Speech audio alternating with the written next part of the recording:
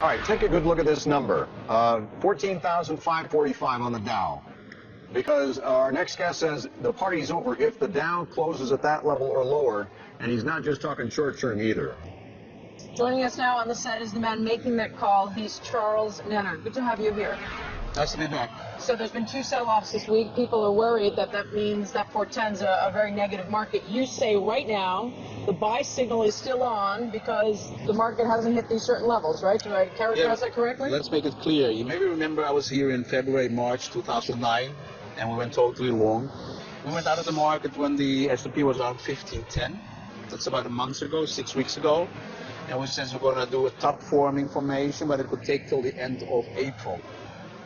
So it would be a little bit early here to sell up. All right, let's go through the three numbers you got here. You know, for the Dow, we just showed that 14,545.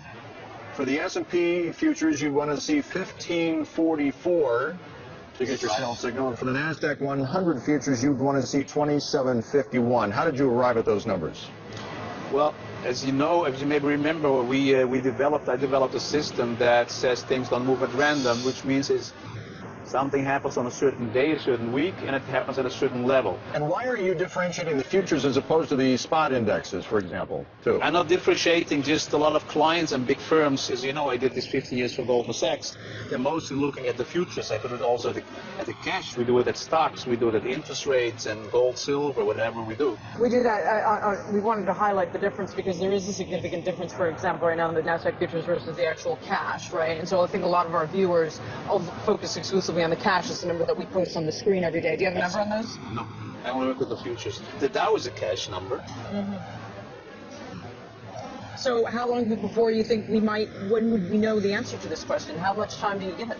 Like I said, I said it's going to take the month of April. And don't expect a major sell-off until May.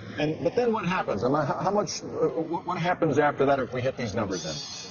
Well, then we have a correction, and based on the moment of the correction, we can say that the bull move from 2009 is over, or to give it one more try.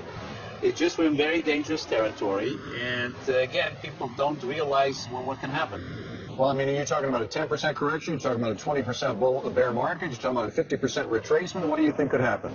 Well, as you maybe remember, I was on with Maria years ago. I said we're going to 5,000, and we're going to be there in 2020. So it's going to take a couple of years. It just means that over here, the chances that you're going to make a lot of money are very small. Mr. Nenner, thanks so much for joining us. We really appreciate it.